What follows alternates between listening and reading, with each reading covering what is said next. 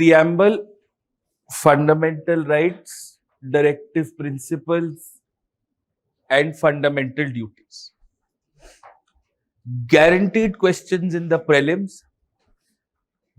Very good chance to get these questions right, and an equally good chance to get these questions wrong.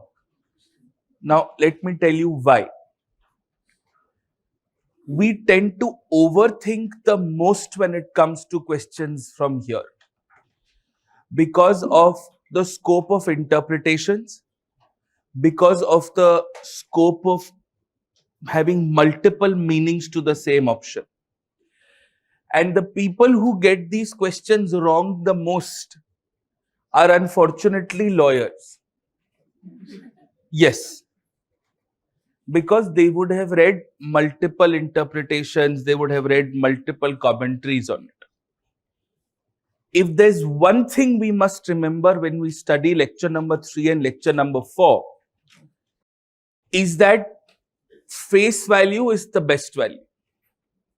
Whatever is the most direct and the most obvious understanding is the absolute right understanding. Our non-academic rules, simplification of the question, questioning the question, they will help you immensely in solving these kind of questions.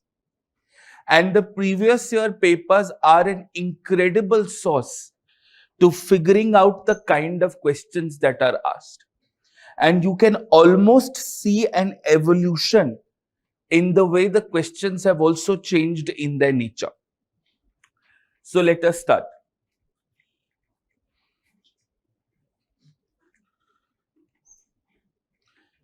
The first thing I'm going to do is that I'm not going to teach these 4 topics separately, because they are so incredibly interrelated.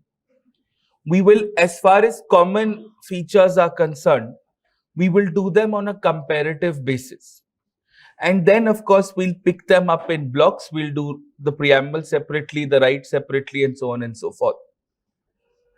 The detail and the depth that I go into is the only detail and the only depth that you will go into. You will not get into any further details than is necessary as far as this class is concerned. Okay? All right. Let us look at the kind of questions that have been asked over the last 10 years. It's guaranteed that you will get a question, except the nature of the question has changed. In 2011, we had just 2 questions. One was a kind of an overlap between the Universal Declaration of Human Rights and identifying which of the following there was a statement and whether it was a fundamental duty or a directive principle. Then in 2012, there were 3 questions. One was with respect to the National Green Tribunal, because it was established very recently in that year, followed by again an identification question. Which of the following or X directive principle, is it a Gandhian principle or a liberal directive principle or an intellectual principle or a socialist principle, whatever. And the next question was again identification. So we can see that already there are questions on identifications which are being formed. There are multiple kinds of identification questions that are asked.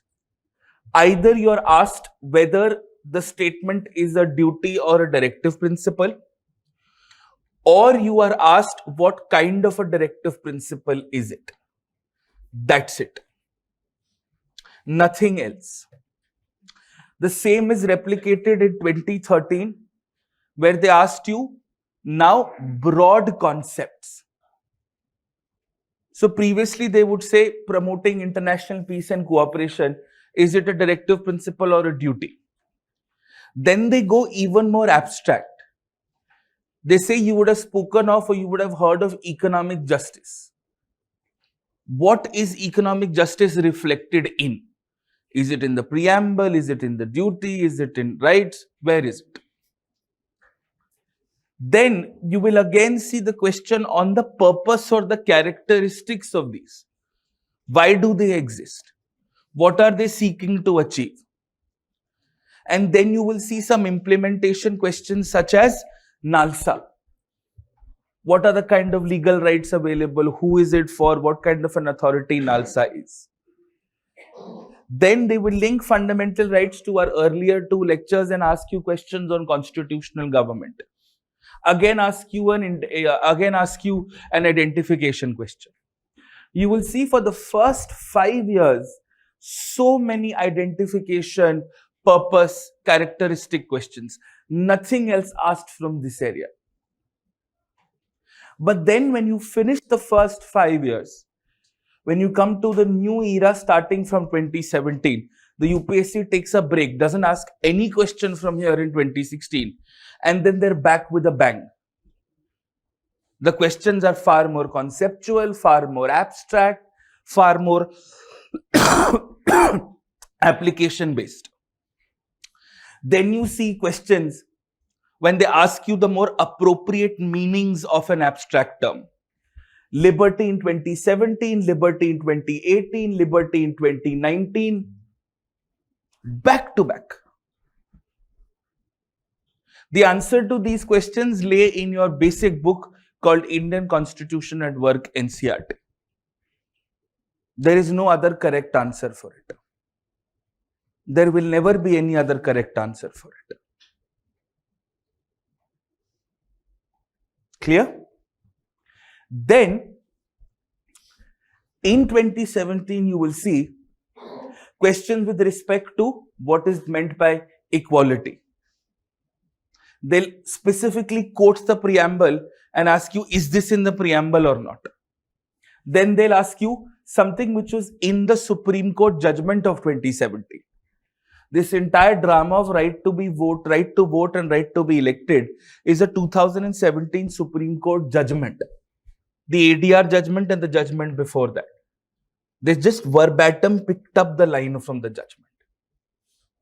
That is why you had a question here, which is why there was a lot of drama. Then they asked more conceptual questions. Are rights correlative with duties? Are duties correlative with rights?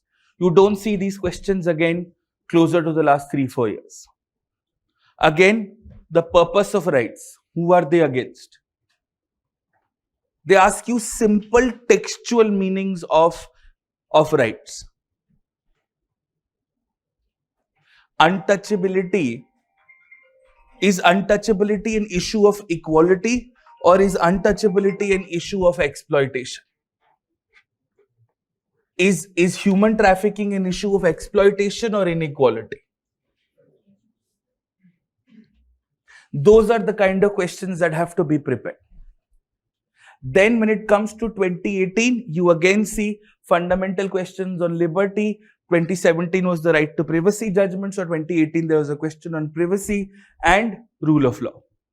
The inclusions of it. This is also the first time the rule of law index started coming in the news. So the prelims had a question on what is meant by rule of law. The point is, current affairs are never directly asked. The context is asked and your theory and your concepts are all that matter. 2019 there was a right to marry question. This is also because the Shah Banu judgment, the Shaira Banu judgment had taken into fruition. Now again a liberty definition. 2020 enforceability of the preamble, untouchability. What does the DPSP do? Is the DPSP enforceable? Identifying a DPSP and back to basics. UDHR all over again. NALSA was here. Legal services here. The domain that they're playing with is very, very small. There are not more than 20 things that they ask beyond as far as the prelims is concerned. At least from this particular topic. You come closer to 2021, now is where you see a little bit of a variation. They start picking up exact lines from the articles. That is a title and an award the same thing? Are titles also inclusive in awards? Or awards included in titles? Your fundamental right is abolition of titles. Does that mean we can't give an award? Of course not. We would have called it award otherwise. Then again, rule of law, equality and equality before law. What is it fundamentally violating? The definition of state, Article 12. Then the right to privacy, a repetition question. Pegasus happened, was a privacy issue. They didn't ask you surveillance, they didn't ask you digital, they asked you privacy. Privacy kidhar likha hai? That's all. Then again identifying DPSPs. And finally, 2022 was a brilliant paper when it came to these areas. They simply asked you the procedure for amendment and a very logical question on application of writs. The only time there was writs is in 2022.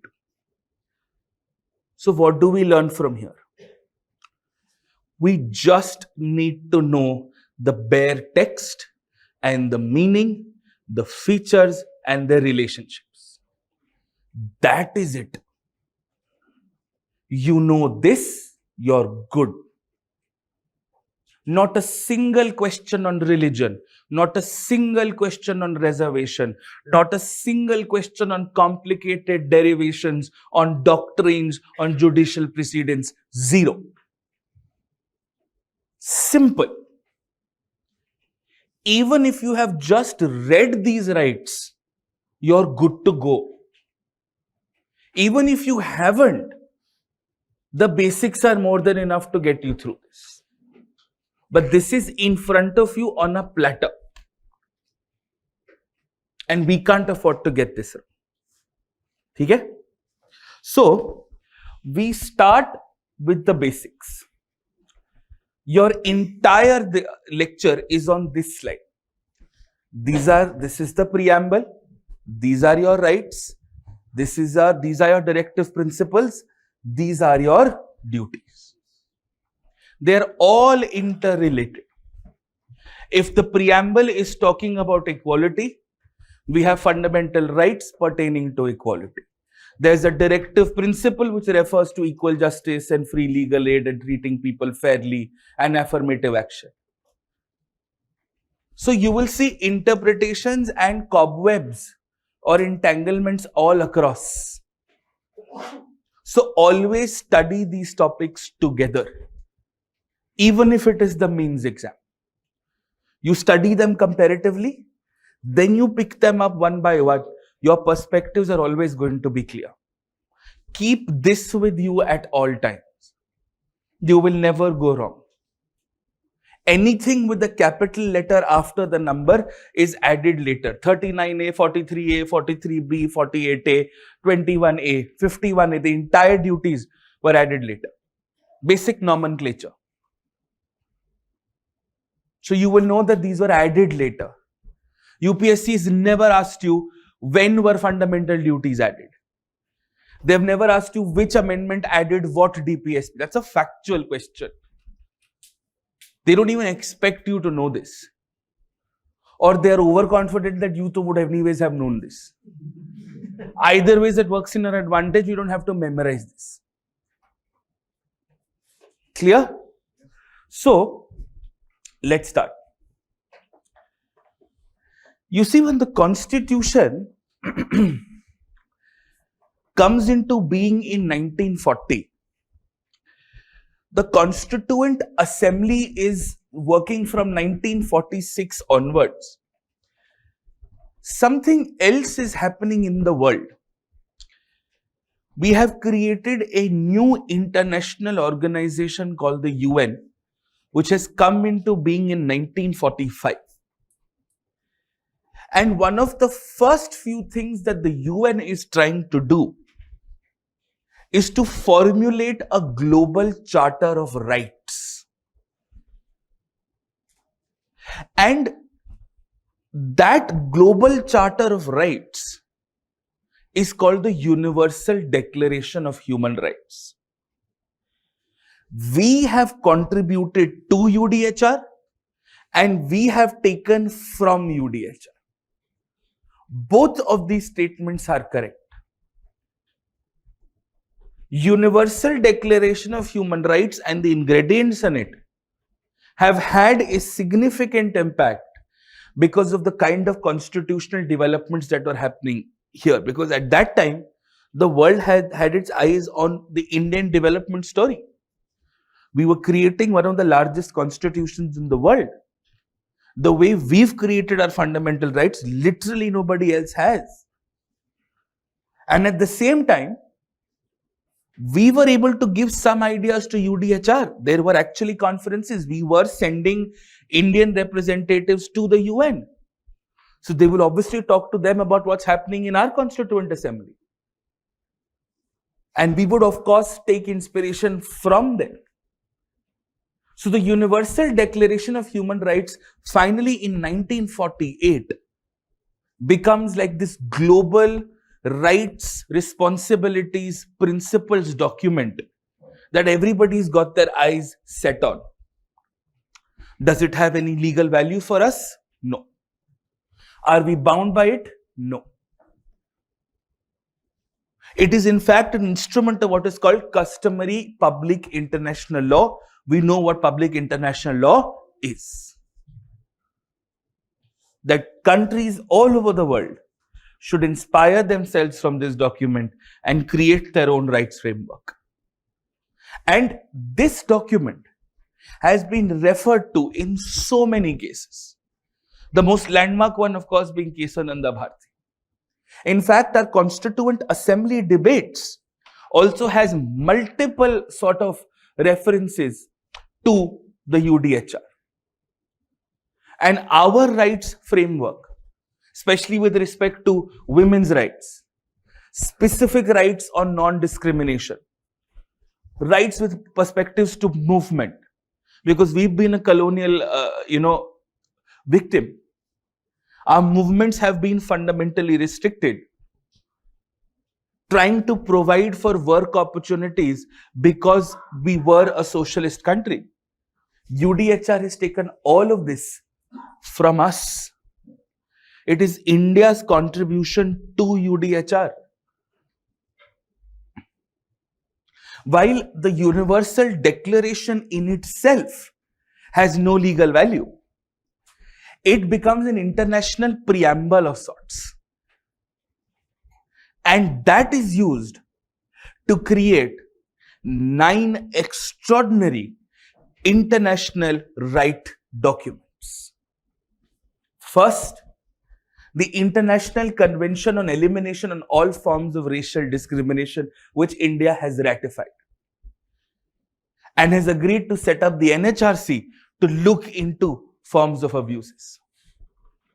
2, the International Covenant on Civil and Political Rights, which India has ratified, but the optional protocols India has not. One of the optional protocols to ICCPR contains abolition of death penalty. India said, we agree with everything else that you're talking about, but death penalty is something that we'd like to take our own time with. So we haven't ratified it, which is why we still have death penalty. The International Covenant on Economic, Social and Cultural Rights of 1966, we have ratified it.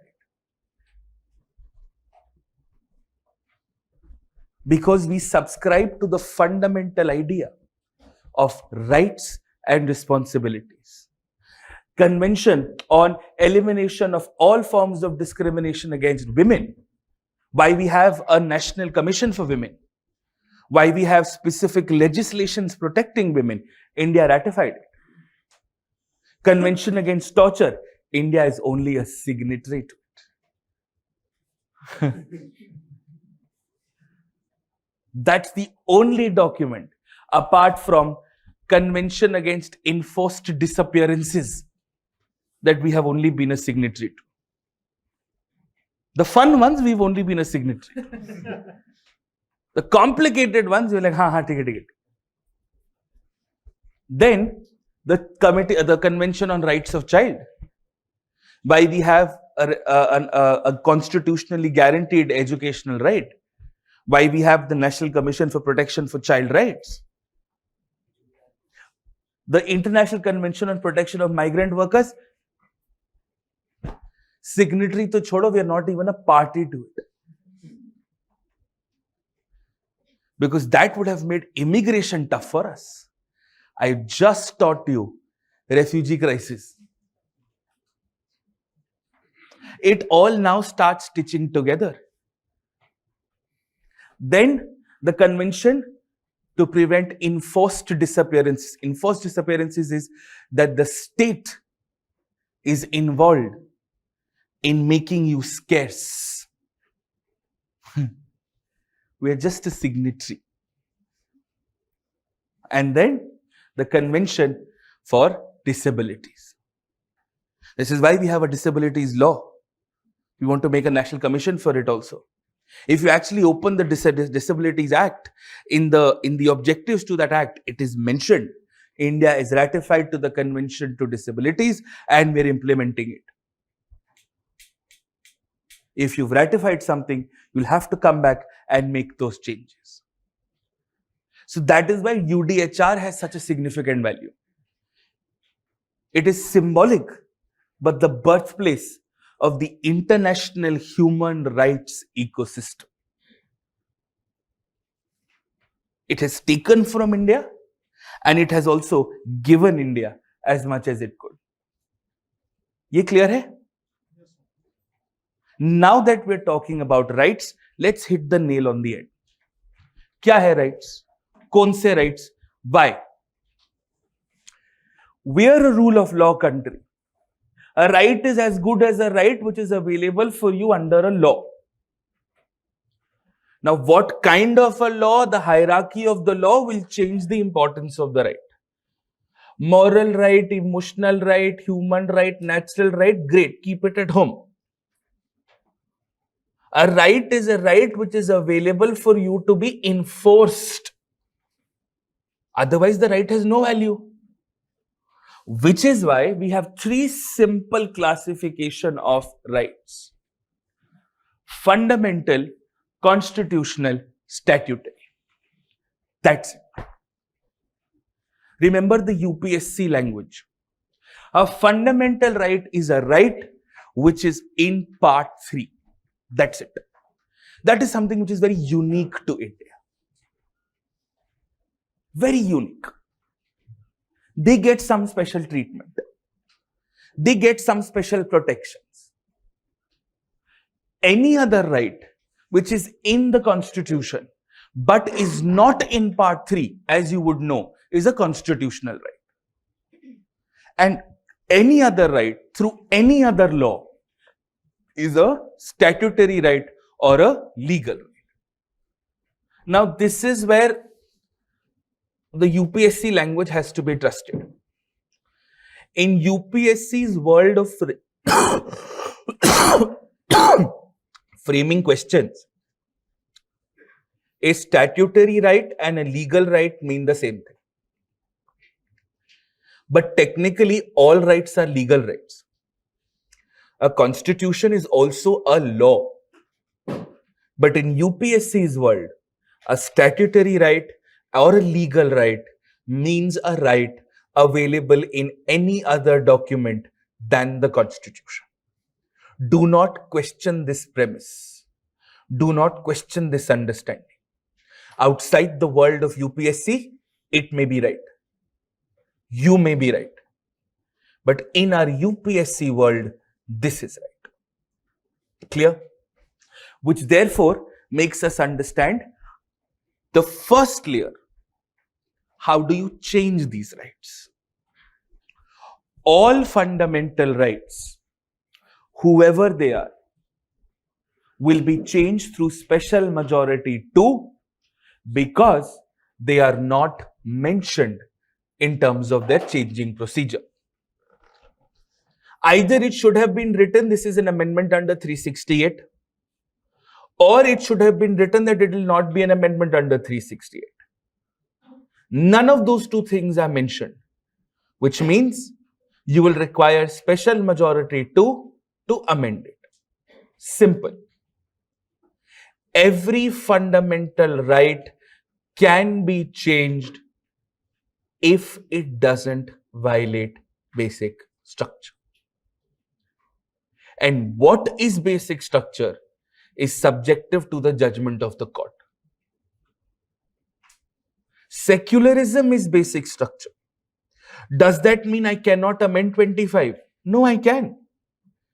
I can amend Article 25 in a way that it doesn't affect secularism, in a way that it doesn't degrade it, if secularism is basic structure.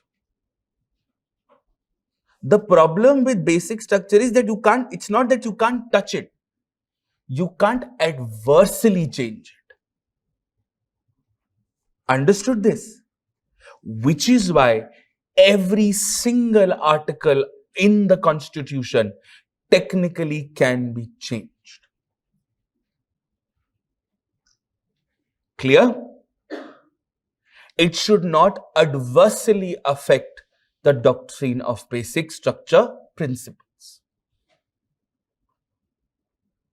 And the doctrine of basic structure is also basic structure. Because doctrine of basic structure is basically judicial review. So you can uphold and promote and expand judicial review. You cannot demean it or derogate it. You can't change 32 and 226 to reduce the powers of the court. You can give them more if you want. That's the difference. So technically, if you look at fundamental rights and constitutional rights, their amendment processes are the same. Unless a specific constitutional right gives you a specific procedure. So there's nothing special about fundamental rights if it is about amendment. They are not supreme, they are not amazing, they are not special because it takes a special kind of a way to change them.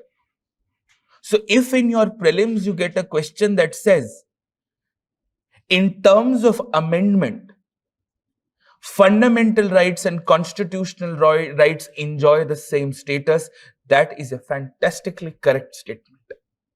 There's nothing wrong with it. Because it is true.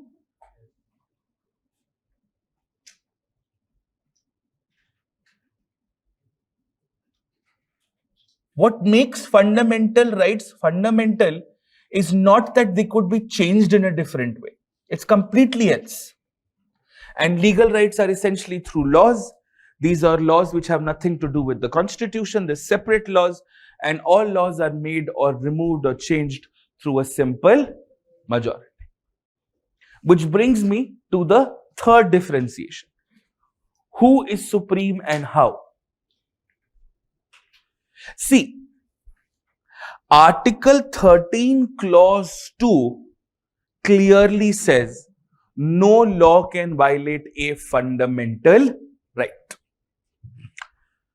That's it. Article 13, Clause 2 says no law can violate a fundamental right, which means fundamental rights are supreme.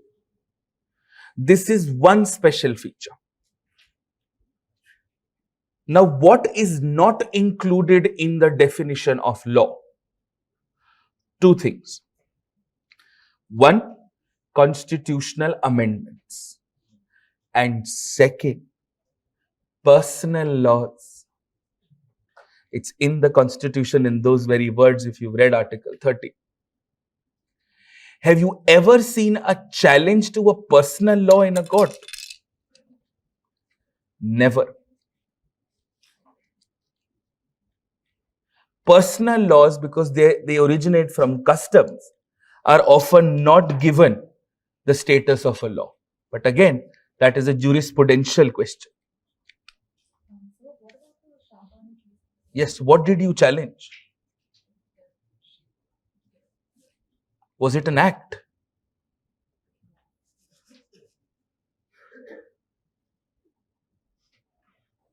though the UPSC will never dare to mention personal laws in the prelims exam, what you must know is constitutional amendments are not law as far as Article 13(2) is concerned. Are they laws for every other reasons? Yes.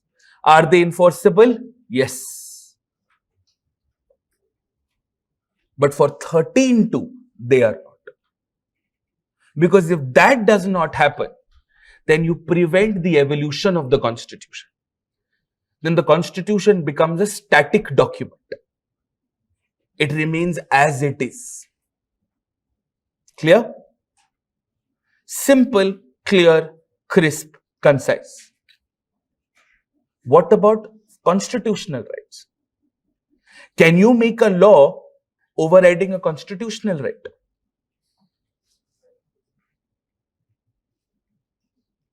Can you make a law overriding a constitutional right?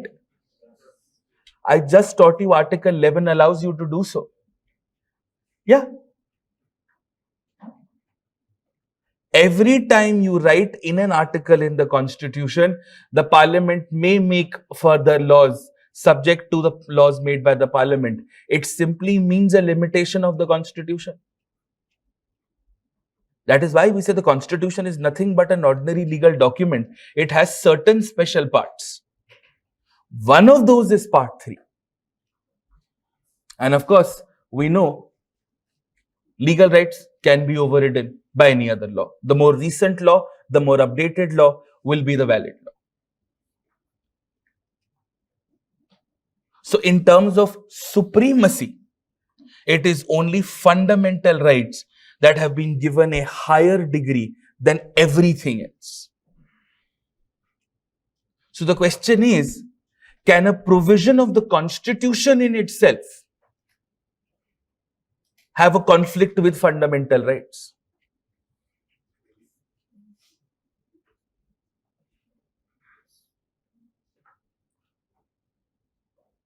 Yes or no? Yes. Of course. Absolutely. Fundamental rights can have conditions within other articles of the Constitution. If that was not the case, then you would not have Minerva Mills establishing conflict between directive principles and fundamental rights. Article 13 clause 2 says constitutional amendments are not law, correct? If constitutional amendments are not law, what is the Constitution amending? What is the constitutional amendment amending? Constitution. If a constitutional amendment is not a law, the Constitution cannot be considered law for 13(2). Yes or no? Where? It's basic logic. A constitutional amendment is amending the Constitution. If the constitutional amendment is not law for 13(2), then how can the Constitution be? That is why you have cross references between different provisions of the Constitution. Which is why when you can have provisions for, scheduled castes and scheduled tribes and linguistic provisions, you can have provisions in your Article 300s which also talk about the same.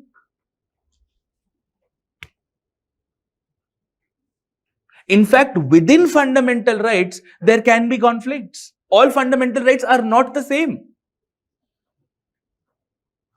All fundamental rights are same except for one right. Article 25.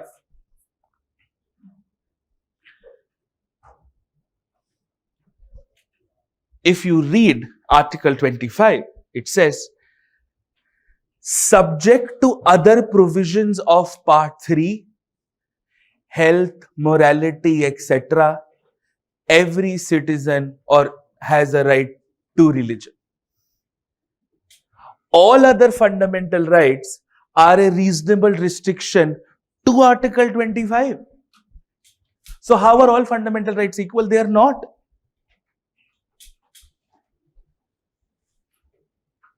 So what about this hijab case? That is what the hijab case is all about. All fundamental rights are not equal. You may want to uphold it, you may not want to uphold it. There's no reason for you to compulsorily say yes. Article 25 is the only fundamental right which is subordinate to all other fundamental rights. Part 3 is a reasonable restriction to every other fundamental right. In fact, Articles 25 and 26 are the only two rights which start with reasonable restrictions. कि पहले तो ये तो नहीं कर सकते, बचा कुचा हाँ प्रे कर लेना. Clear? ठीक. Now, limited conditions. Can I limit them? Can I create limitations? Can I create additional laws? Of course, yes. A fundamental right can specifically tell you through law. The Constitution is not a criminal document. Yes or no? So the Constitution cannot make anything a criminal offense. So when the Constitution declares untouchability to be wrong, it declares untouchability to be abolished, it directs for a law to be made for the same. When you newly add Article 21A, it says, right, every citizen, everyone, it's a right available to citizens and foreigners both, because India ratified 2 conventions on right to child. That's why. That everyone between the age of 6 to 14 will have age appropriate education, and the parliament can make a law subject to a law made by the parliament. Article 21A necessitates that the parliament make a law called the RTE Act. The RTE Act implies that the ministry releases rules called RTE rules. This entire ecosystem can exist, there is no problem at all. The same is also true for constitutional rights and statutory rights. You can create, there's no stopping you from asking a law to be created around it.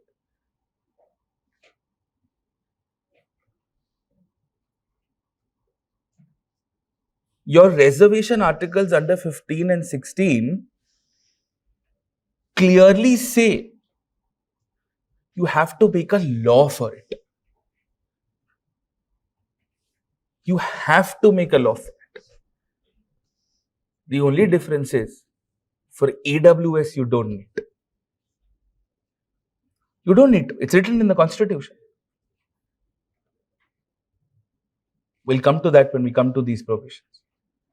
But clear? In a certain type of AWS, you don't need to. Okay? Now, what happens if these rights are violated?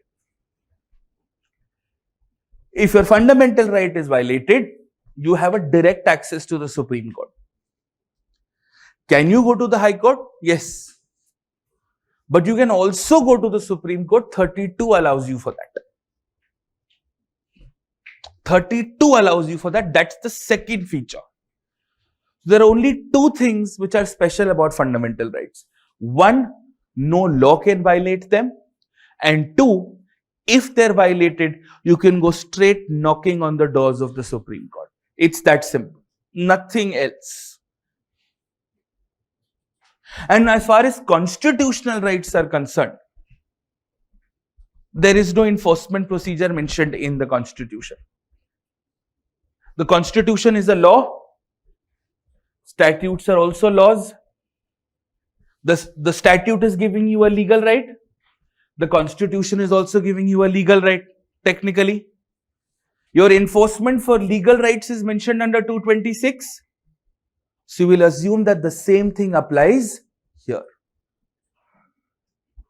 So constitutional rights and legal rights will therefore have the same enforcement procedure. Your first court is the High Court.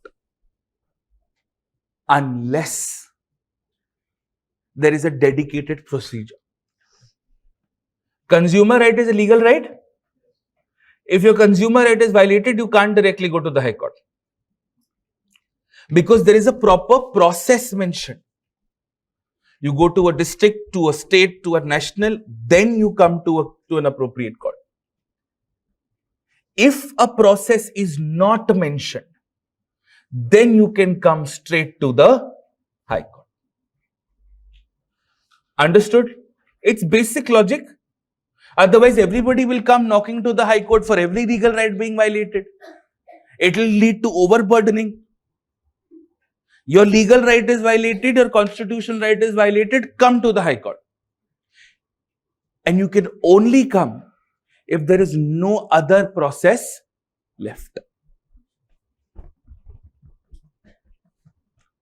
With that fundamental rights, that's not the case.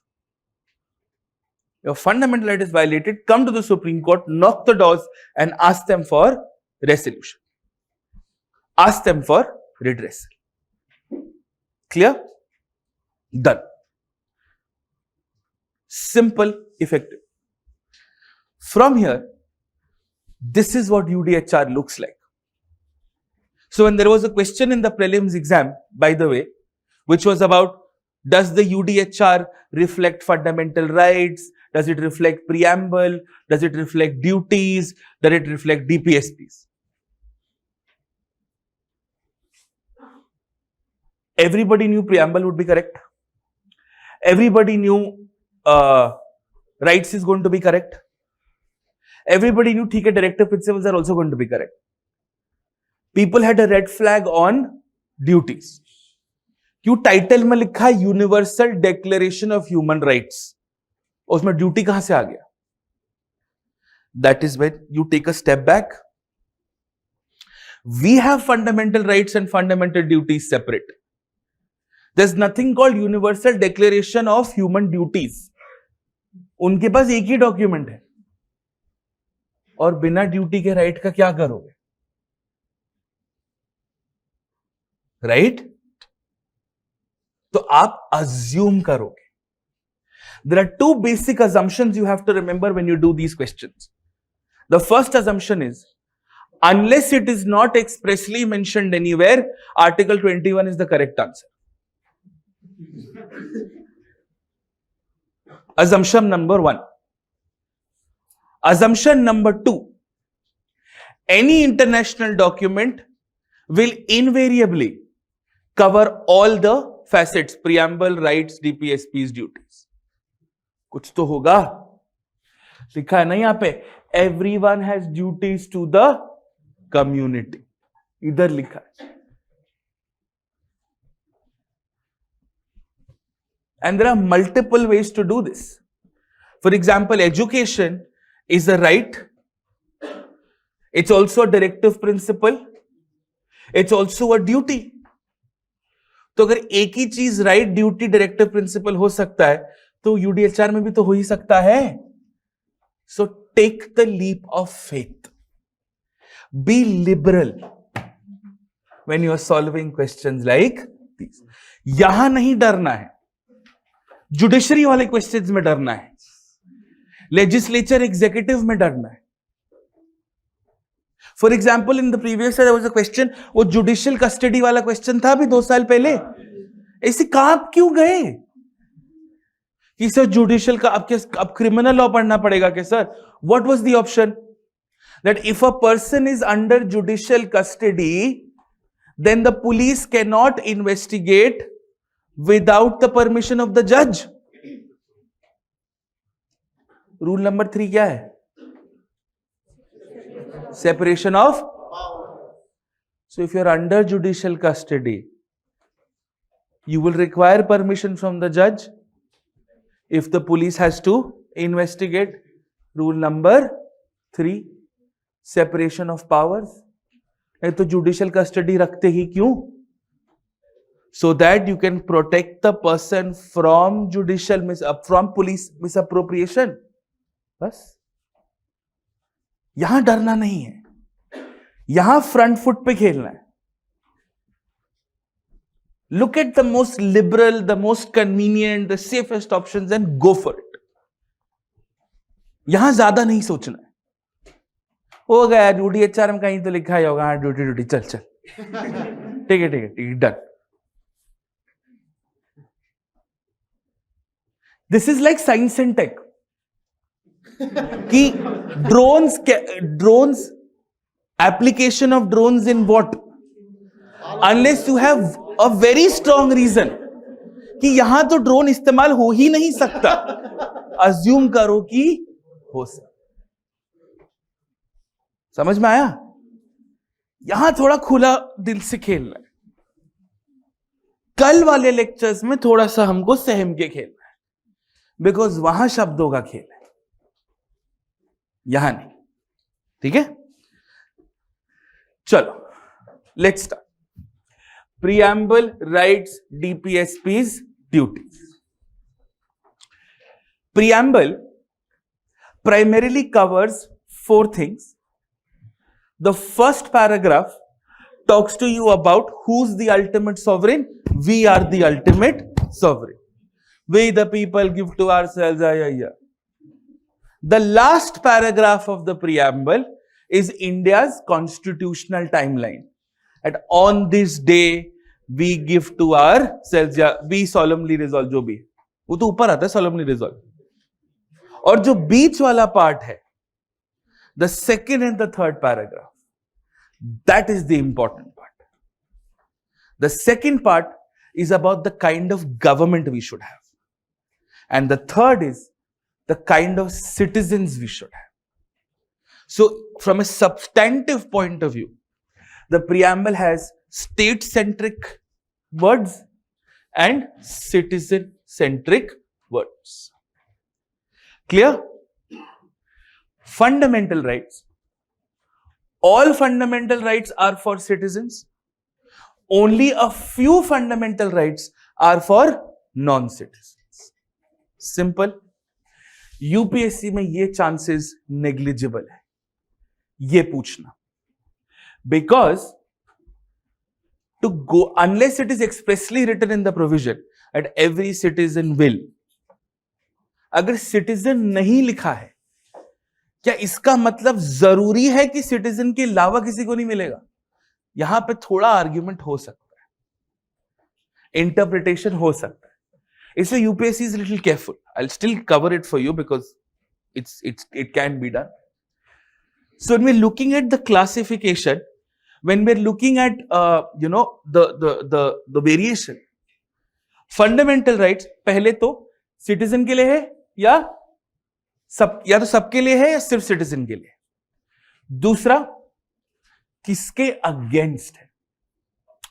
All fundamental rights are available against the state. There are only very few which are available against private individuals. Very few. But pre में, because ये again थोड़ा सा complex हो जाता है, ये कहीं लिखा नहीं है कॉन्स्टिट्यूशन, ये डिराइव किया जाता है. So if you get a question that says fundamental rights are negative obligations on the state, वो सही है. Fundamental rights can be enforced against the state, वो सही है. वहां बैठ के दिमाग मत लगाना, but sir what about movement habeas corpus?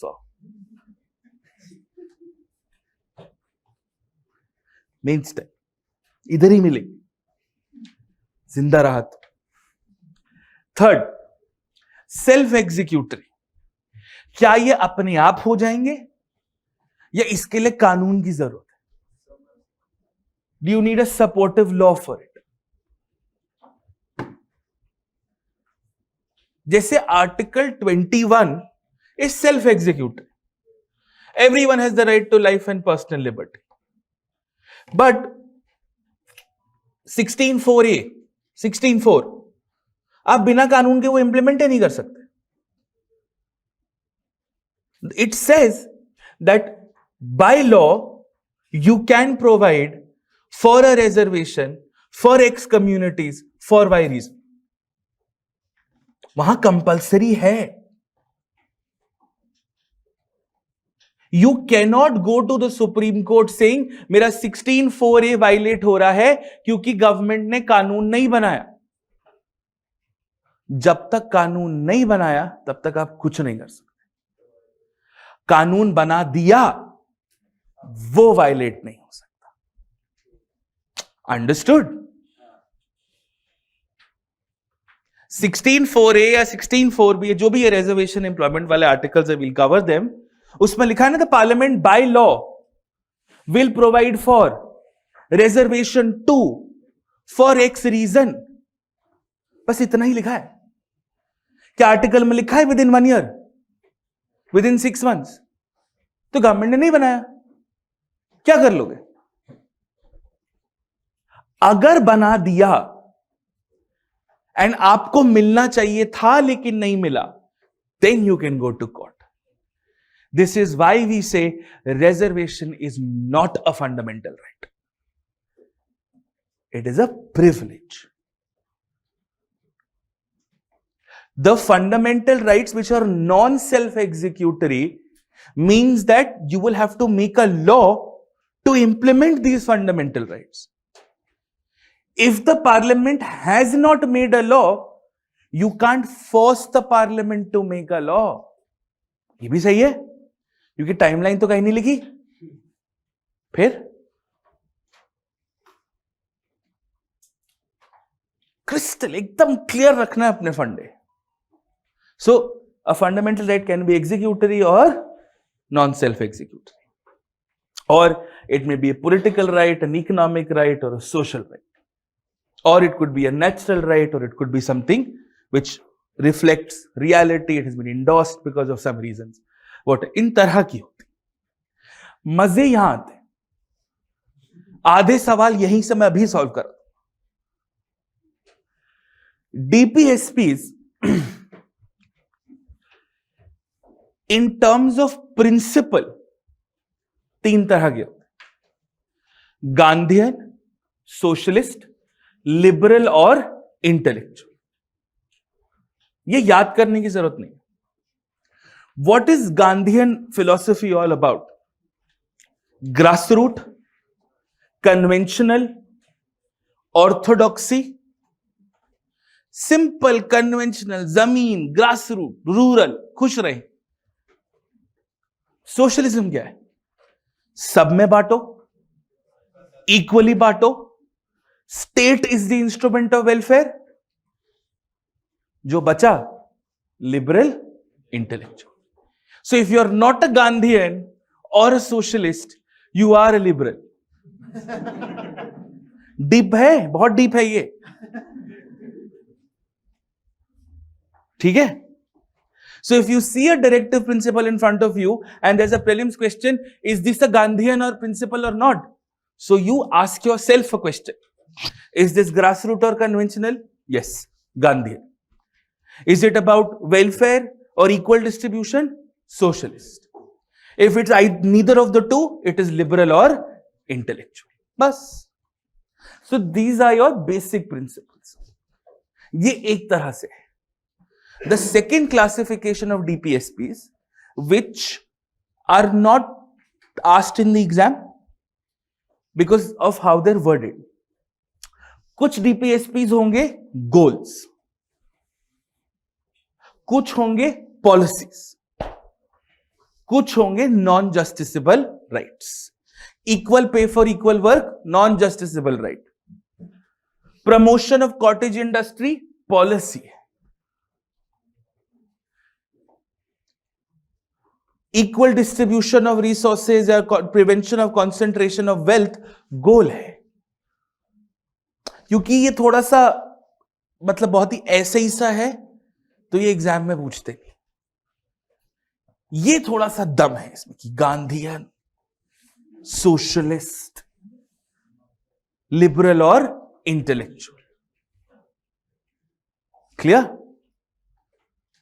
Because what is the right could also be a goal, कि ये मेरा गोल है कि equal pay for equal work. फिर क्या करोगे? इसलिए questions are from here. There is no internal classification for fundamental duties, but you may be asked a question, Is this a duty or a directive principle? Now there is a beautiful shortcut to this. Beautiful shortcut. A twin test, a twin layered test. सबसे पहले statement पढ़ो, फिर अपने आप से पूछो, is the government going to implement it or is it the citizen who's going to implement it? यही आपको जवाब मिल जाना चाहिए. If the government is implementing it, directive principle. If the citizen is implementing it, duties.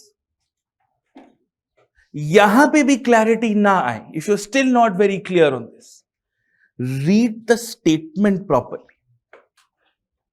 If it is a governmental order, if it's a governmental objective, it will be written in a very formal manner, in a very, very structured organizational manner.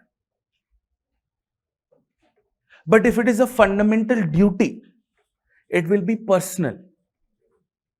प्यार से लिखा होगा. It will be very individualistic in their writings. And that will be your second clue. So you technically don't have to memorize them. 2 minute लगेंगे, अभी test कर लेते हैं class में इसको. ठीक है? तो ध्यान से सुनना.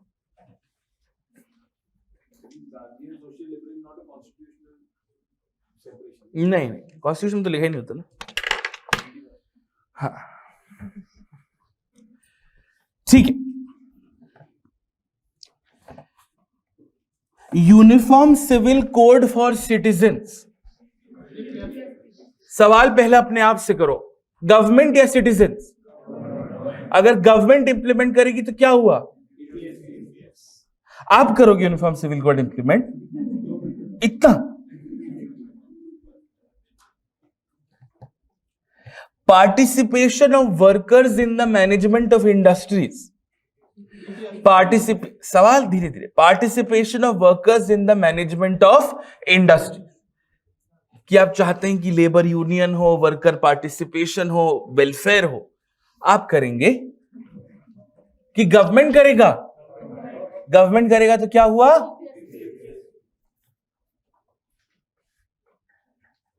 अब टफ वाले करते हैं.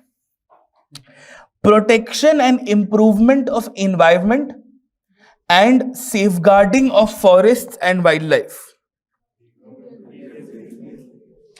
Protection and improvement of environment and safeguarding of forest and wild life. आप प्रोटेक्ट करेंगे फॉरेस्ट को, आप इंप्रूव करेंगे, आप चीता लेके आएंगे बाहर से. अभी वो चीता की बेबीज हुआ है, पता है आपको? हाँ, सियाया नाम है उसके. 4 बहुत क्यूट बेबीज हुआ. I spend a lot of time in the forest, I am telling. क्या लाइफ में मौका मिले तो थोड़ा फॉरेस्ट वगैरह जरूर जाइए. I know we generally have a tendency to go to very mainstream tourist places, but थोड़ा फॉरेस्ट, थोड़ा नेचुरल वाइल्ड लाइफ, थोड़ा सफारी वगैरह देखिए, अच्छा लगे. और सिर्फ टाइगर देखने के लिए नहीं चाहिए. I see a lot of people who do these these corporate safaris. कि हमको टाइगर नहीं दिखा, हम 4 दिन से थे, वो गाय दिखा के बोल दिया टाइगर है. So ये क्लियर हो गया, प्रोटेक्शन एंड इंप्रूवमेंट. अब इसका दूसरा वर्जन सुनना. Answer, you will get the answer in the statement itself. To protect and improve the natural environment including forest, lakes, rivers and wild life. अब यहां तक होता तो कंफ्यूजन होता. It is the statement after this which takes the cake away. And to have compassion for living creatures. Who will have compassion? You or government? We, right? So what is it? Fundamental duty.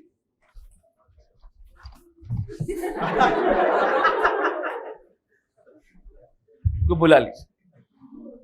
तब तक हम ये खेल रहे हैं थोड़ी देर, 2 minute, ठीक है? नहीं चलने दो, कोई फर्क नहीं,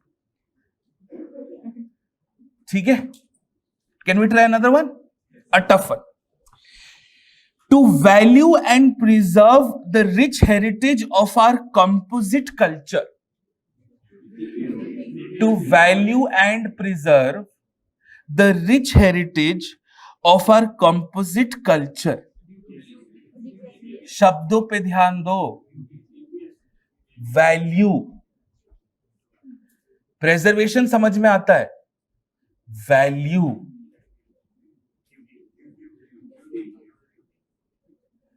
how can a non-living thing value something? Value मतलब इज्जत करना.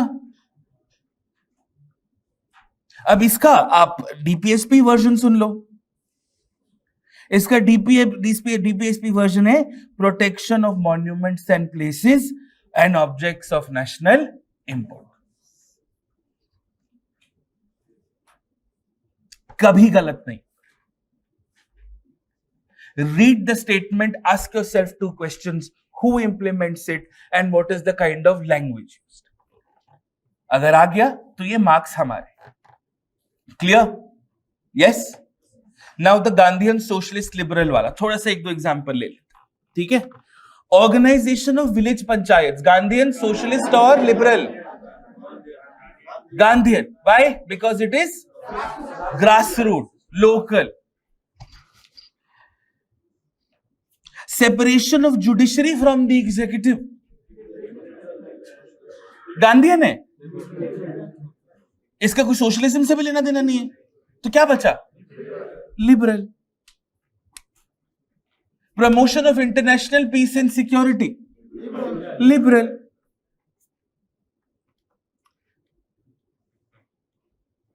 Prevention of concentration of wealth and resources,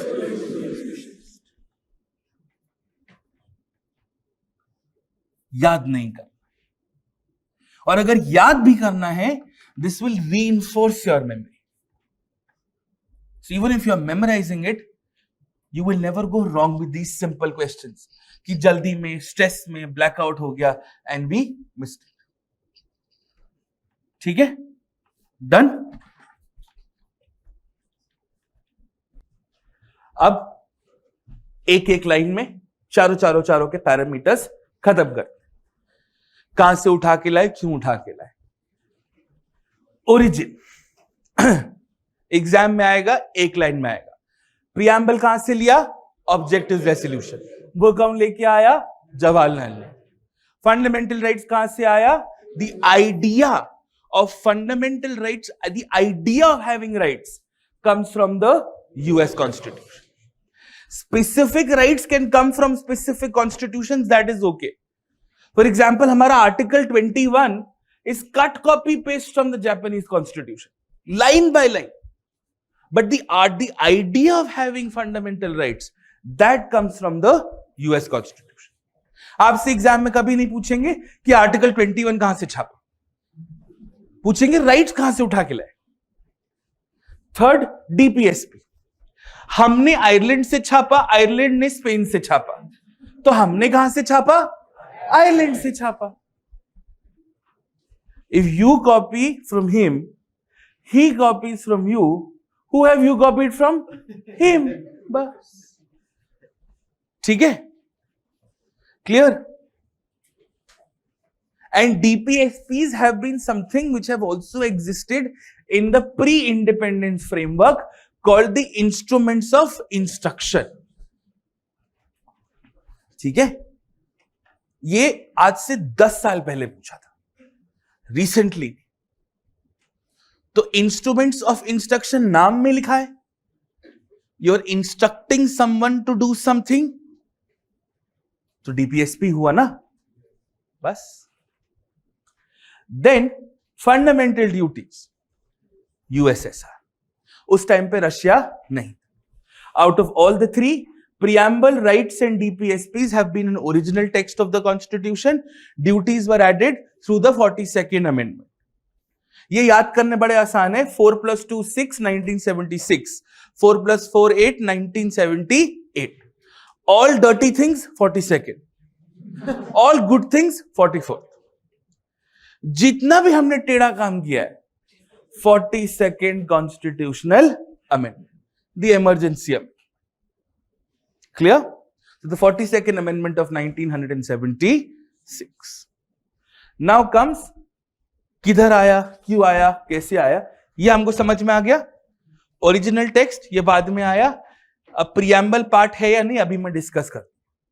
When we start with the preamble. Next, purpose है किस लिए. प्रीएम्बल का 3 काम है. प्रीएम्बल का 3 काम है. Number 1, it helps to interpret the constitution. It helps to interpret the laws. It helps to interpret international treaties. We all know कि preamble का क्या काम नहीं है, because that has been asked by UPSC. But what is the role of the preamble from a positive point? It does 3 things. It helps you interpret. It helps you understand that this is what is meant, because then you go to the Constituent Assembly debates on the objectives resolution, which is where they spoke about what they meant by liberty, what they meant by equality. Okay? Fundamental rights, simple, clear cut. हमको political और social democracy चाहिए. Simple, political और social. Equality in political life, equality in social life. Economic guarantee हम fundamental rights में नहीं देते. You may have a fundamental right to work however you want to. But if you don't have work, it's not the government's problem. You can't go to the Supreme Court and challenge the union government कि मेरे पास नौकरी नहीं है. If they're preventing you from getting a job, that is when you can. Clear? DPSP takes care of the economic and social part. इसलिए दोनों को combine कर दो. Fundamental rights and DPSPs give you political, social and economic democracy. यही Minerva mills में कहा था. क्यों लड़ क्यों रहे हो, साथ में रह के काम करें. एंड ड्यूटीज और फॉर सोशल हर 10 सेकंड का काम है. एग्जाम में ऑप्शन में आएगा, लिख के आएंगे बस. Next, obligations. किसकी जिम्मेदारी है ये? The preamble has no obligations as such. Zero. Neither on the government nor on us. नहीं किया कोई बात नहीं, किया तो अच्छी बात, कोई कुछ नहीं बोलेगा. Fundamental rights, negative obligations on the state. There are some fundamental rights which have positive obligations also. Those are non-self-executory rights. But ये एग्जाम में नहीं आएगा. एग्जाम में क्या है? Fundamental rights are negative obligations on the state. They are no obligations on the people, on the citizens. Clear? Even though few fundamental rights are available against private. हमको pre में जाना है. वैसे इसमें बहुत आर्ग्यूमेंट्स हैं. Then comes directive principles of state policy. Positive obligations on the state. कर सकते हो तो करना. And this positive could mean 2 things. That the state allows or promotes for something or stops something from happening. For example, I think beef ban is in DPSP. So the government has to endeavor to stop the slaughter of cows. So if you're implementing a DPSP, you may want for something to happen or you may disallow for something to happen. And then your fundamental duties. कुछ चीजें हमें करनी है citizens, कुछ चीजें हमें नहीं करनी. हमें अच्छे से रहना है और दूसरों के साथ बैड बिहेवियर नहीं करना. Clear on this? Understood? Matrix याद रखना. Preamble, state obligation, nothing. Citizen obligation, nothing. Fundamental rights, state obligation negative, citizen obligation defined नहीं है. Some cases positive, some cases negative. ये प्री में नहीं आएगा. जस्ट इन केस मैंने आपको दे दिया। तो अगर प्री में आता है fundamental rights are negative obligations on the people, that is incorrect, because some fundamental rights में डू बट मोस्ट डोंट। समझ में आया? नेगेटिव कि हमको नेगेटिव ऑब्लिगेशन मतलब the state can not take this away from, the state can not treat you unequally. I can treat you unequally, state cannot. That's the difference.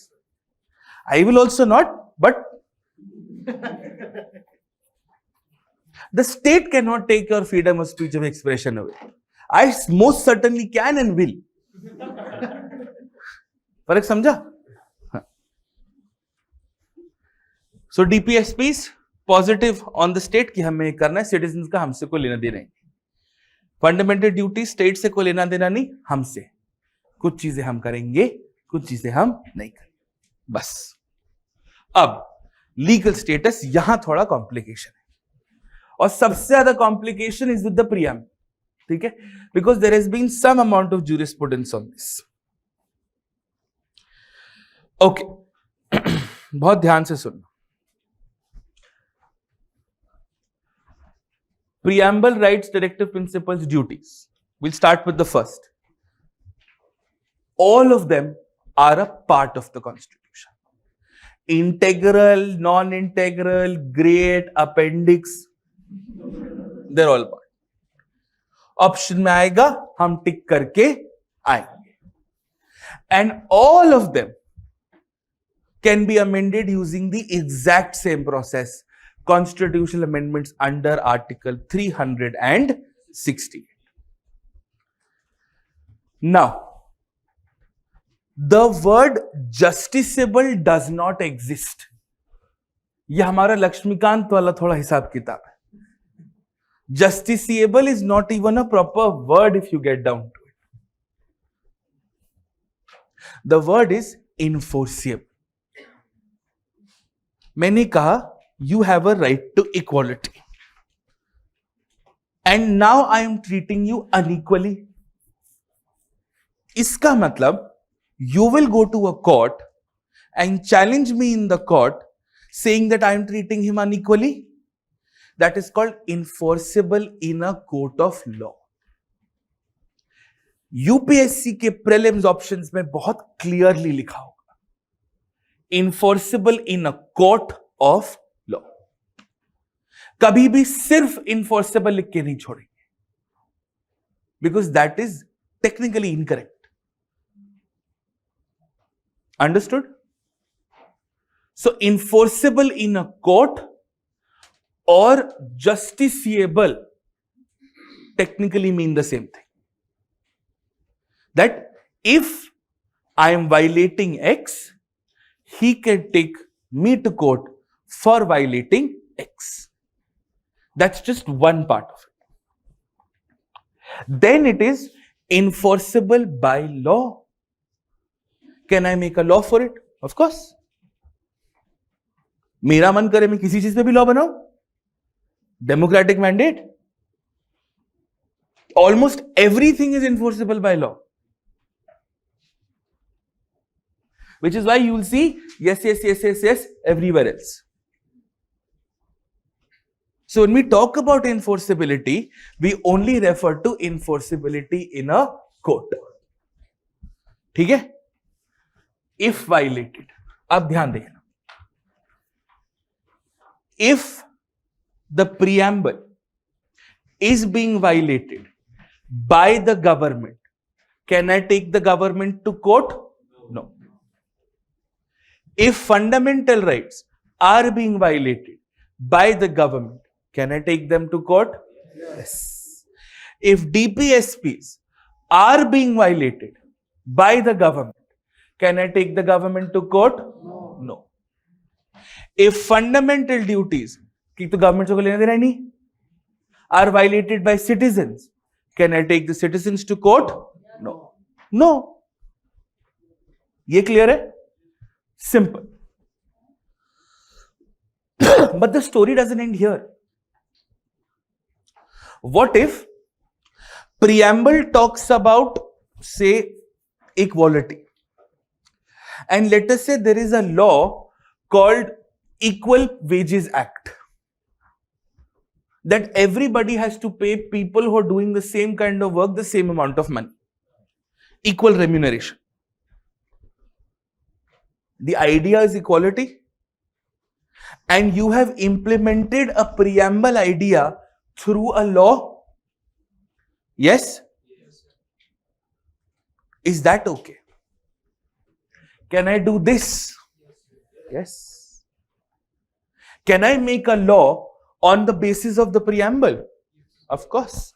Absolutely. मेरी किसी चीज से बना लो, रोका किसने? Can I make a law on the basis of the fundamental rights? Yes. That's what I'm trying to tell you. Enforceable in through law is universal. आपको FR पे law बनाना है, बनाओ, RTE एक्ट. आपको DPSP पे law बनाना है, बनाओ, 73rd amendment, 74th amendment, MG NREGA, कितने सारे. आपको फंडामेंटल ड्यूटीज पे लॉ बनाना है, बनाओ, RTE is also fundamental duty law. किसने मना किया? Are we clear on this? Yes. Now comes the next layer. If I am talking about justiciability, I am taking the government to court because of just the preamble? No. But something else which is enforceable? Yes. मैं सिर्फ preamble के violation पे government को court नहीं ले जा सकता. The plus X factor, that X has to be enforceable. If that X is enforceable in a court of law, preamble is a carry-on.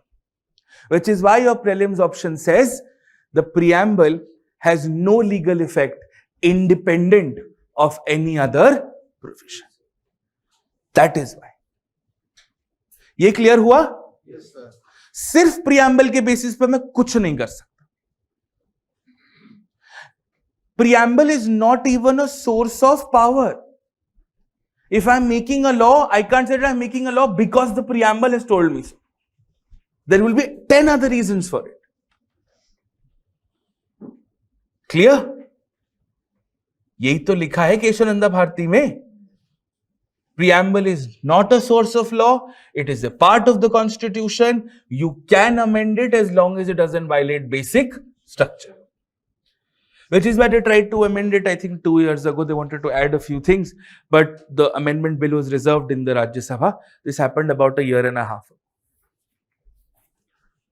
Clear? All right. Now, private. If a private person is not violating either of these, the answer would be लेना देना नहीं, तो सब सरकारी है ना. If I am violating the preamble, you can't take me to court. If I am violating a fundamental right, you can't take me to court. Few places like movement you can, but generally you can't. I have nothing to do with DPSPs. If I am violating a duty, you cannot take me to court. Can I make a law on fundamental rights? Yes. Can I make a law on directive principles? Yes. Can I make a law on duties? Yes. For me to make a law, I should have the power to make that law. That power either comes under 368 or it comes in the 7th schedule. You cannot make a law just because the preamble talks about it. Ye clear hua? The preamble is not a source of legislative power. It's not a source of any power. ठीक है? Pre में अगर गलती से option आ गया तो ये ध्यान रखना है. Next, when you are making a law, ठीक है? So as I said, if you are making a law only on the basis of preamble, no. Everything, why not? Preamble plus something else. Preamble spoke to you about socialism. DPSP spoke to you about socialism. So on the basis of DPSP, you're making a law. So it is okay. आया समझ में? Clear? Good. See, the problem with preamble and everything else was there were essentially two major judgments. The first was the Berubari Union case. उसमें उसने दो तीन ऐसे poetic statements मारे that the preamble reflects the mind of the makers, है ना? It is the soul, identity card, lung, intestine, pancreas. It said preamble is not a part of the constitution because if you're a part of the constitution, you have to be enforceable and you should have the powers to induce power. ये सब केशवानंदा भारती में finally हमने appeal करके revoke कर दिया. It Kesavananda Bharti overruled Berubari with respect to preamble. तीन चीजें याद रखनी है. Preamble is a part of the constitution. Preamble is neither a source of power nor a source of limitation, and the preamble has an interpretive role. आप preamble की वजह से कोई कानून नहीं बना सकते और preamble की वजह से कोई कानून बनाने से रोक नहीं सकते, which is the same thing. Simple भाषा में समझ में आया? Yes? ये क्लियर है? Everything is enforceable by law and only a few things are enforceable in a court of law. Enforceable by law मतलब मेरी मर्जी, मेरे को जिस पे कानून बनाना है. If the constitution allows me to do it, my 7th schedule allows me to do it, I'll make a law. बात खत्म. Clear? Okay? Done. So अब ये हो गया. हाँ,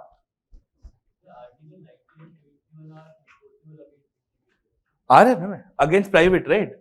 आ रहे हैं. Article 19 against private.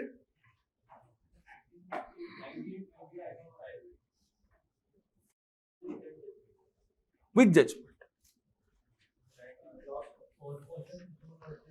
सॉरी, जोर से बोलो. क्या था उसमें? हाँ, but what was it?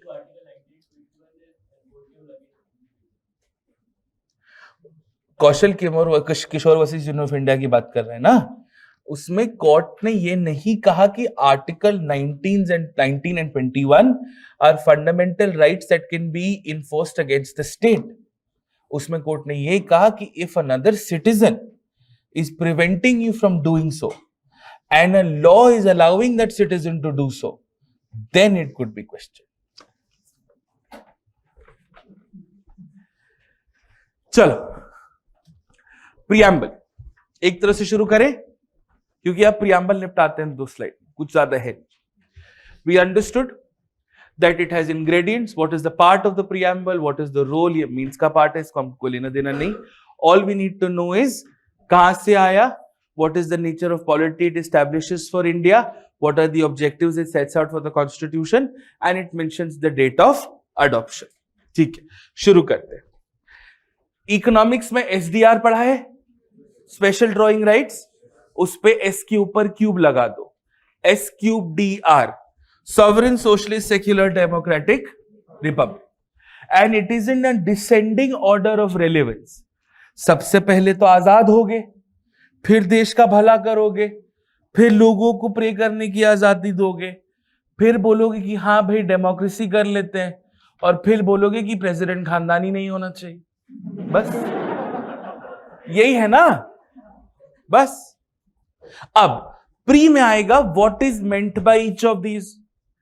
So you have to find the option which is the closest to these options. Complication में जाना ही. Any option which gets you the closest to saying freedom to make decisions. अब इसमें freedom from external control, internal control, ये सब फालतू बात है. If I can decide on my own without anybody's influence, I am sovereign. And we discussed this. Is the parliament sovereign? No. Is the judiciary sovereign? No. Is the executive sovereign? No. Who's the ultimate sovereign? ठीक है, बात खत्म. इसके ऊपर आएगा. Next, socialist. Any option which refers to the role of state in welfare. It may be an aggressive role, it may be a passive role. Nationalization of banks is socialism. Nationalization of general insurance is socialism. Nationalization of insurance, of life insurance is socialism. Public sector undertakings is socialism. MG Narega is socialism. Ayushman Bharat is socialism. Depends on your degree of it. But what is common in all of this? The presence of state in development and welfare.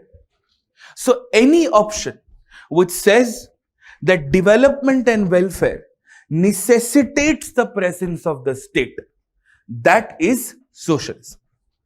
This is something which goes under a little bit of a change from 1991, where we say that business is too serious a business to be left to the government. That's when you have your disinvestments, that's when you have your market opening up, and so on and so forth.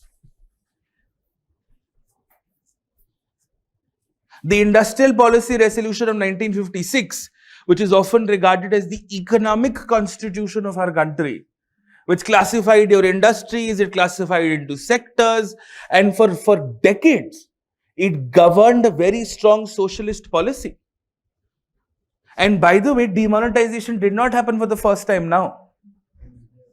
This is India's second round of demonetization. Second.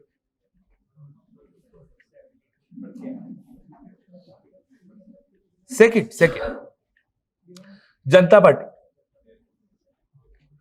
तब हमारे पास 5,000, 10,000 के notes होते थे.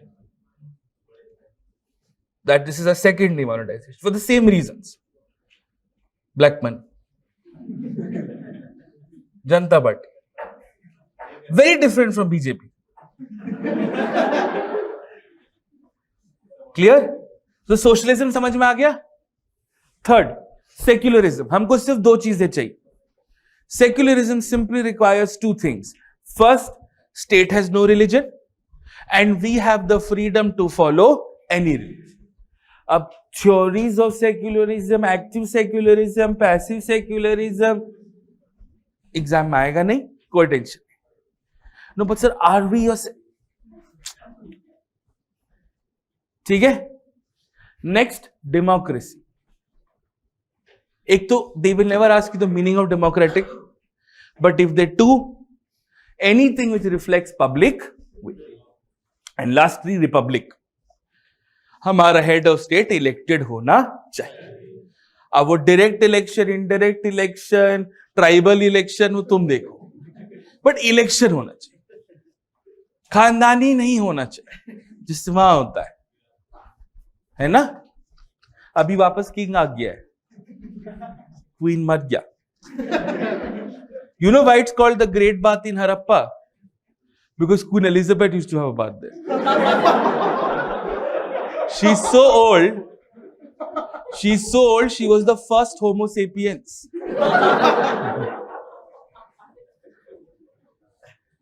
She's so old, she saw the Big Bang.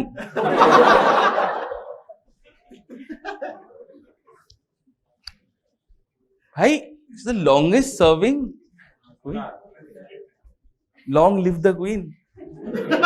थोड़ा ज्यादा ही नहीं हो गया? और हम भी पागलों की जैसे देख रहे. Oh so sad, so sad. Why? You know that she was the queen when we were, colonial subjects, right? चलो, अब आ जाओ हमारे फन वाले शब्दों पे. JLEFU, जलेफू. Justice, liberty, equality, fraternity, unity. जलेफू. Justice, liberty, equality, fraternity, unity. यह आना चाहिए. ये एग्जाम के लिए इंपॉर्टेंट है. अब ये सब मैं एनसीईआरटी से उठाया है. What is my meaning of justice, what is your meaning of justice is irrelevant. What is the real meaning of justice is also irrelevant. What is relevant is NCERTs meaning of justice. So NCERT में justice के 3 मतलब होते हैं।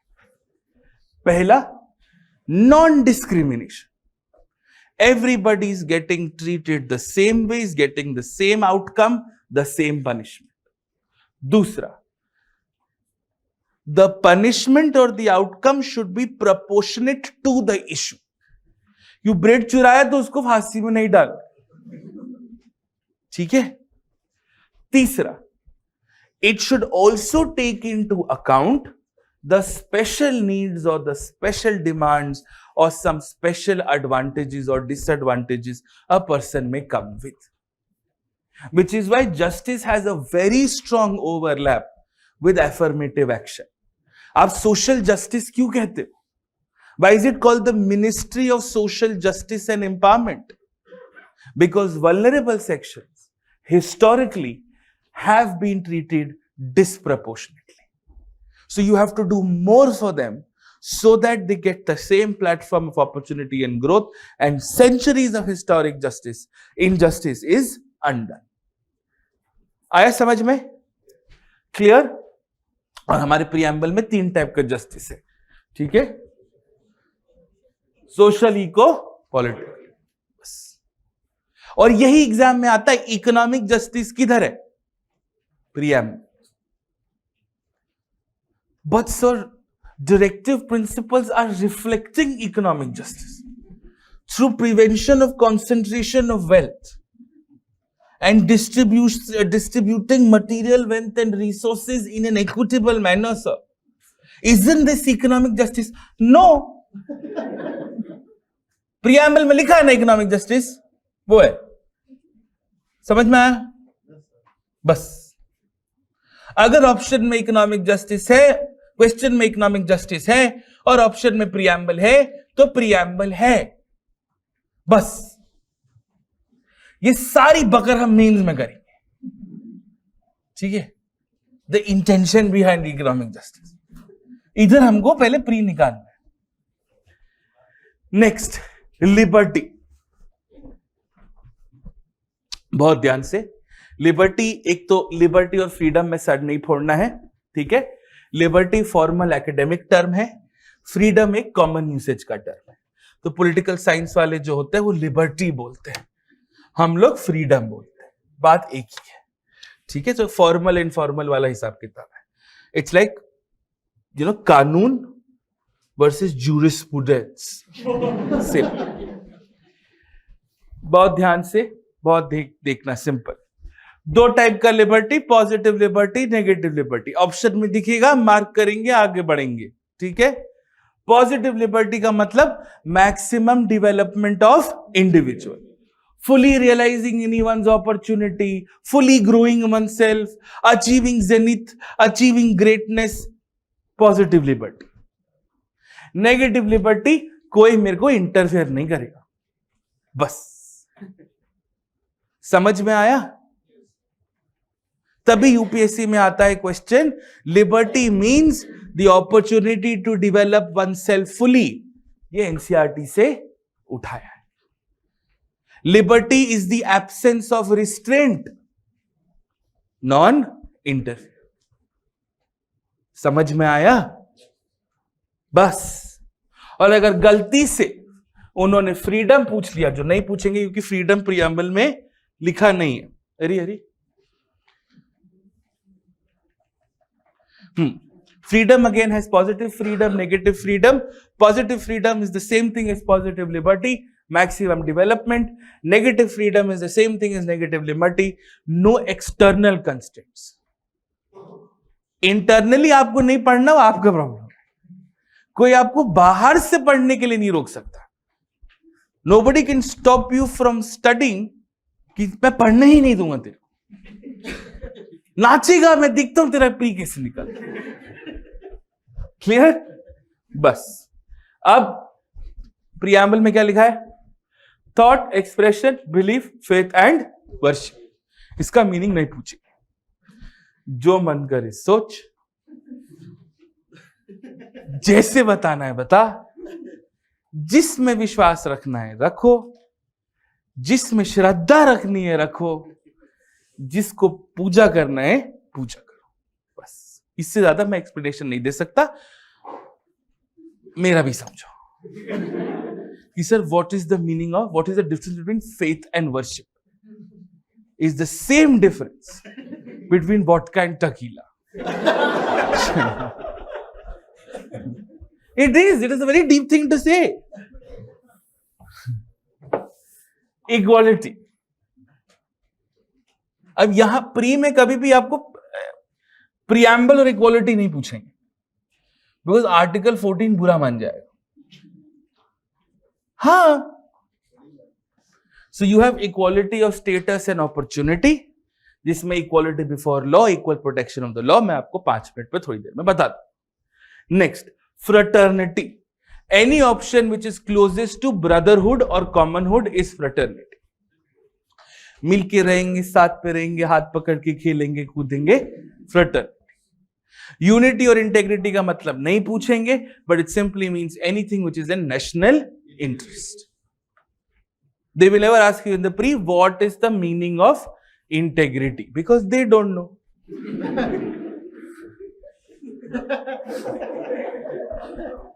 If they did, they would release your answer key of the pre after the pre. Which don't worry, I will make sure that. My word to you. आगे चले. Legal status तो हो गया था ना? हाँ, खत्म. इसके ऊपर तो कुछ जनरल है नहीं. अब राइट शुरू करते. कितना टाइम लगा? मुश्किल लगा? सब क्लियर हो गया? So can I ask couple of people some questions? थोड़ा मेरे को भी सेटिस्फैक्शन होगा. ठीक है, मैं थोड़ा चल लूं अगर आपको कोई दिक्कत नहीं है तो. ठीक है, बहुत पढ़ लिया ना. आप बताओ. हाँ, मेरे को चलना है. हाँ, कोई बात नहीं, मत करना रिकॉर्ड यार, कोई बात नहीं. Can I go to court and challenge a law because it is violating the preamble? Can I go to court and challenge a law, and my only argument in court is that it is challenging, it is violating the preamble? Can I go to court and challenge a law, and my only argument is that that law is violating the preamble? How dare that law violate? No. Can I go to court, challenge a law, saying that it is violating Article 14 and it is also violating the preamble? Fantastic. सिर्फ preamble अगर कुछ violet करेगा तो मैं कुछ नहीं कर सकता. Sorry, preamble plus X. ठीक है. Can the government make a law to implement a DPSP? Can the government make a scheme to implement a DPSP? So there is no limitation. Can I take the government to court? जैसे पूछा था ना मैंने, नहीं. Can I take, देखो आता है. Can I take the government to court because they are not implementing something in a DPSP? Fantastic. ये clarity चाहिए.